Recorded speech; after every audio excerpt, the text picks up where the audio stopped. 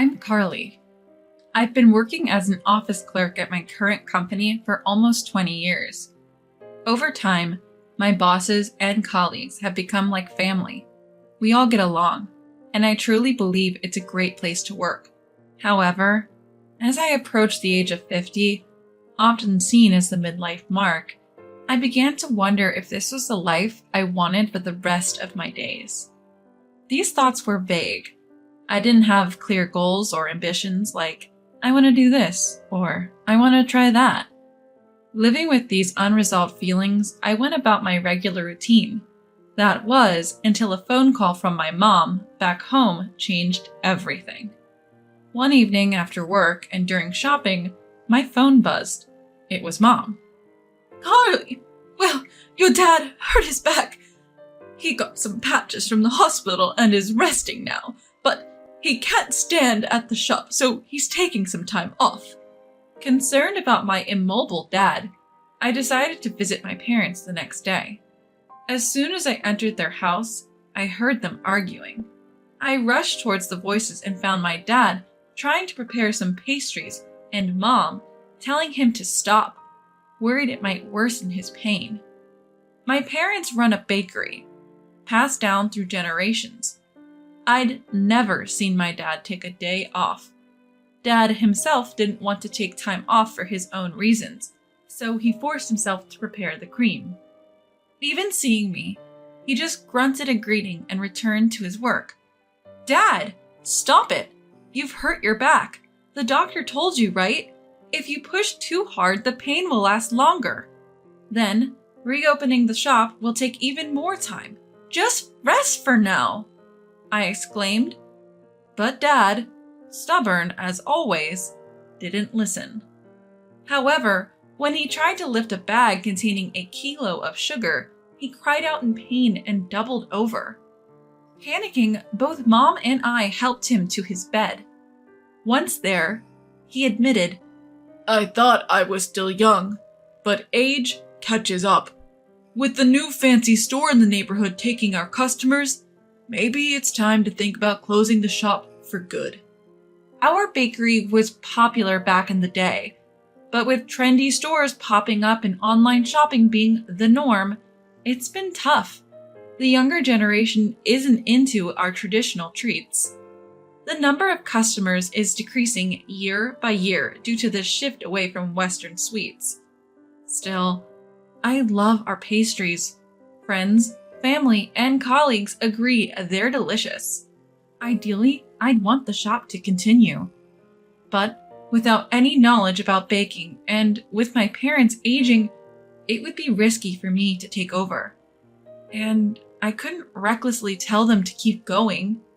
Dad must really want the shop to continue, but at that moment, I felt so powerless.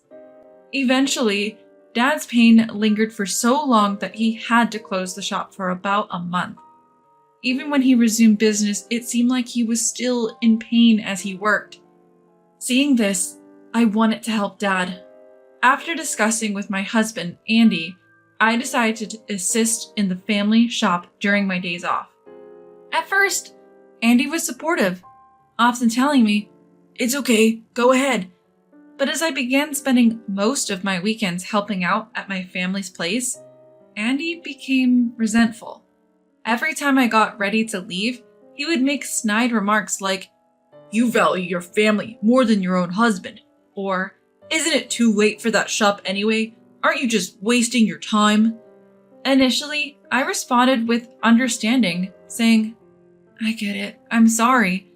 But as this became a pattern, I began to just leave the house without reacting. In response, Andy started to act childishly by hiding the apron I used at the shop or trying to make me oversleep by turning off my alarm. Watching him play such juvenile pranks with a smirk, my love for Andy dwindled. Then, one day, things took a turn. Next Monday, began one of my superiors, Alan. We're having a client meeting at our office. I was thinking of serving desserts from your family shop. Would that be all right? Oh, but isn't the shop still closed? If so, don't worry about it. I readily agreed. immediately went to my family's place and bought the desserts for Alan, who had always been a fan of our products and frequently visited with his family. So to speak, he's a regular customer. So, Alan introduced our delicacies to the clients, hoping they would love them. As I was working, Alan and one of the clients came to see me during lunch break. "This is Carly, the one I told you about from the dessert shop." Alan introduced me out of the blue to the client. Baffled, I met the client, Jude, who began, "Sorry to surprise you. My name's Jude. The dessert I had earlier was so delicious. I had to know where it was from. When I found out it was from your family shop, I felt the need to thank you in person. I heard it's a long-established dessert shop. Is that why the flavor is so profound? It was truly amazing." According to Alan, Jude is a huge fan of desserts and even goes on dessert hopping with her family during weekends. I never expected someone to personally come to thank me. I was overwhelmed and tears welled up in my eyes. Taken aback by my sudden emotional outburst, I explained to the startled Alan and Jude, "I'm sorry, I didn't expect such appreciation. I think Dad would be thrilled to hear this, but I fear this flavor might end with Dad's generation. If you liked it, please visit the shop." Jude, surprised, asked, "Are you closing the shop?" I shared the circumstances at home and my feelings. "If you wish for the shop to continue, why not learn and take over, even if it's now? It's never too late. I have often thought about it myself, but quitting my current job and taking over my family store comes with its risks. And besides, even if I were to take over, I am not confident that the store's sales would recover. I am almost 50 years old, and I don't have the courage to start something new at this age. I don't even know where to begin. It's not just about keeping the store going, and since I have never been involved in the management or confectionery making, I'm anxious about whether I can handle it," I said. Jude thought for a moment before responding. "I hate lies, you know. Your family's confectionery was really delicious. If possible, I would like many people to taste this flavor. But I understand your anxiety. As we age, we become less inclined to take on new challenges. But I believe that it is never too late to start something new. Besides, you were just saying earlier that you wonder if your life is okay as it is now. If you think so, then now is your chance to change your life." Upon hearing that, it was as if a lightning bolt struck my head. While I said that I wanted to change myself, I never took any action and was just wasting time. Of course, taking over the store is by no means an easy task, and it is inevitable that I would cause trouble for both my company and my family. But now that my children are adults and independent, and Andy is working, things might work out after all. I think you need time to talk with your family, and if you decide on anything, please contact me. I will help you," Jude said as she handed me her business card. It was truly a grateful encounter. That night, I talked to Andy about what happened today and told him that I wanted to explore ways to revive our family's confectionery store. However, he responded with a mocking attitude. "No way, you must be joking. Or are you trying to scam someone? There's no way that old and dirty store will become popular again. Besides, recently you've been using helping out as an excuse to neglect household chores. You should just give up and close the store gracefully, and you should just do the housework like you're supposed to," he said, laughing at the serious concerns I had confided in him. You may think that our store is old and about to go out of business, but there are people who like our store's tastes and are willing to support us, so I think there is still a chance. And if I don't do anything now, I will regret it for the rest of my life. I know I'm being selfish, but our children are independent now, and it looks like I'll be able to receive early retirement pay, so I should be able to get by for a while. And when I'm not around, you can just do the housework," I said. Andy's face clearly showed his displeasure as he said, "Huh? I married you because you could handle both work and housework, and now you're suddenly quitting your job to take over the store and neglecting housework? That's a breach of contract. And besides, If it were a young and beautiful female president, it would be newsworthy, but a nearly 50-year-old woman standing in the store won't work. Men all want to buy from young and beautiful women. I don't have any emotional attachment to the store, so I just wish it would go out of business already. Confectionery is outdated in this day and age anyway. Well, if you still want to take over the store after all I've said, then get a divorce first. I can't watch if you make a big mistake and end up in debt. Andy was all puffed up and acting arrogant. I figured he probably didn't really want a divorce. He must have thought I'd give in if he just mentioned it, but when I said, "All right, bring the divorce papers then," he looked shocked, even though he was the one who brought it up. Of course, I had my doubts and fears, but after much thought, I was determined to take over the shop. And yet, right from the start, he shot that idea down, made fun of it, and in the end, hinted at divorce just to get his way. Such a narrow-minded man, no thanks from me. Later on, he embarrassingly yelled, "You know what divorce means, right?" I calmly replied, "You were the one who suggested it after thinking it through, right? I've thought about it and I'm fine with it. Bring the papers." Seeing the hit to his pride, Andy's face turned beet red. The next week, he really did bring the divorce papers, shoving them in front of me. "If you sign this, we are strangers. Are you sure about this?" I had made up my mind. Silently, I took the papers and signed my name. Perhaps he expected me to hesitate because he looked completely stunned. "Yes, we are now strangers. I'll submit these. Let's discuss the details through our lawyers," I said, grabbing my packed bags and leaving the house. I went straight to my parents' house and explained the divorce and its circumstances. They were both shocked and a bit angry. I think our marriage was doomed from the start with a man who, instead of being supportive, opposed everything and badmouthed me and my family. It was bound to break down. It might be late, but I still love the taste of our shop and want to continue it. I will study hard, so please let me join the business, I pleaded. Eventually, my parents agreed. Soon after, I filed the divorce papers. We divorced without any division of property or compensation. Until the end, Andy warned, "You'll regret this." But I simply replied, "If I regret it, it's none of your business." And we parted ways. Juggling work and the family business was challenging for me, from developing new products, introducing machines, managing costs, promotions, and various other tasks. There were moments I felt overwhelmed, but each time, Jude was there to help and support, introducing me to various business contacts, helping me stay afloat. Trying to increase our online presence through social media was tough since neither my parents nor I were familiar with it. But after months of consistent posting with the help of my daughter Layla, who is an expert in social media, we began to see an increase in likes. Still, Layla wasn't satisfied. She said we needed to go viral. When I asked her what that meant, she explained it's when something becomes a hot topic on social media.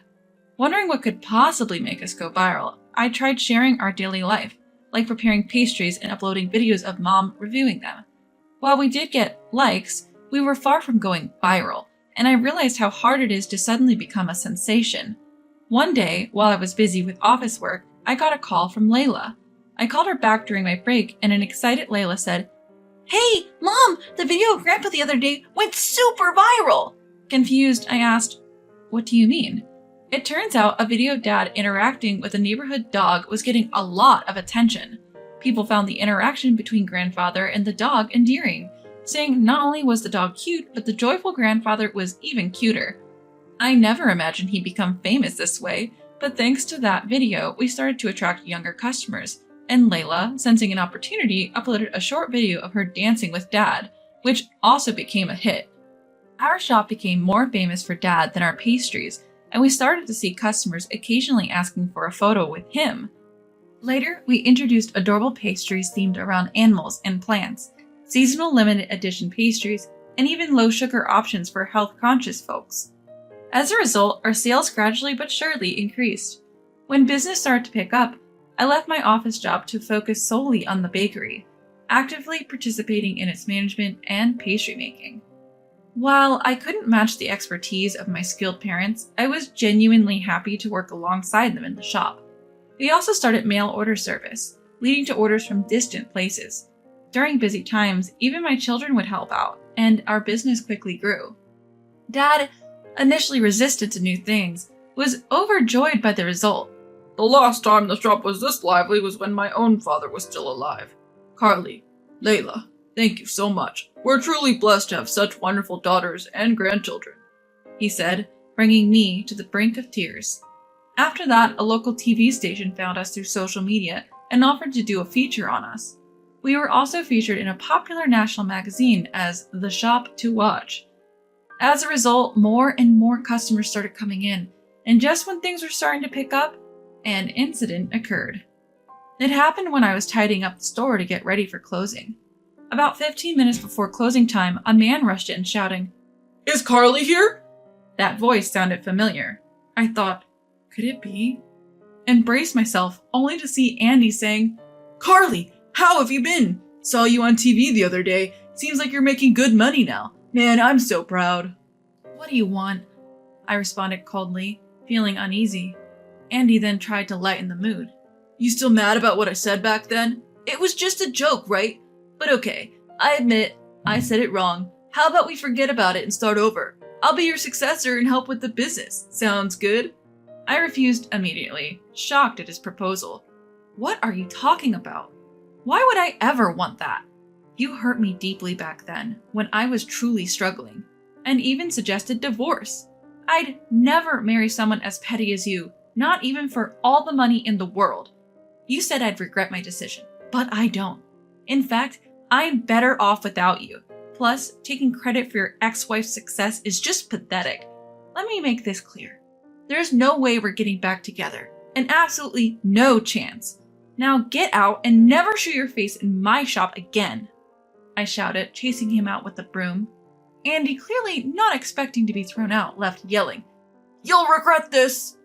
A few days after Andy's visit, there was an increase in false comments on our shop's social media. Accusations like, "This place used expired ingredients in their cakes," and "Their kitchen is filthy and infested with cockroaches. They serve desserts made in such conditions." Layla would always refute these claims, but then they'd quote her and make even nastier comments. Despite reporting these accounts, they'd come back using different profiles. Eventually, I decided to consult a lawyer. After some digging, we identified the culprit behind the false claims. As you might have guessed, it was Andy. Through our lawyer, we informed Andy that we were aware of his actions. We warned him that any further slander would result in legal action. Subsequently, Andy deleted all his social media accounts and stopped making any comments. You'd think that was the end of it, but there was more to come. Though Andy stopped making negative comments on our shop's SNS, he apparently created fake accounts to continue his vendetta. Layla discovered this and showed it to me. Do you think this could be Dad? That's how we found out. There were posts bad-mouthing someone without naming names, but clearly referring to me. Among those posts was a melodramatic one saying, "Where did I go wrong in life?" It gave me the chills to think that a man nearing 60 would do something so petty. Layla captured screenshots of Andy's social media account and shared them. She then explained the baseless claims made by the individual, and our loyal customers rallied behind us. Making unfounded claims about unsanitary practices won't gain anyone's trust. After a while, Andy's fake account faced a social media backlash, and in panic, Andy deleted that account. However, someone managed to extract personal information from Andy's social media account, and astonishingly, the phone number of the company where Andy worked leaked out. The company then started receiving silent calls and prank calls making fun of Andy. Naturally, the company got wind of how this all started. While younger employees who use social media were buzzing about it, the senior executives, angry about the company being identified, were quite stern with Andy. Even if Andy wanted to switch jobs, it would be tough due to his age, and now he's treated like a pariah by his colleagues. You may wonder how I know all this. Well, a few days ago, Andy called me crying, shared the details, and in his usual self-centered manner, asked me to help him save face. Honestly, I keep regretting why I ever fell in love and married such a man. Of course, I declined all of Andy's requests and blocked his number. Now, what design should I go with for the new product? I pondered, trying to put thoughts of Andy behind me.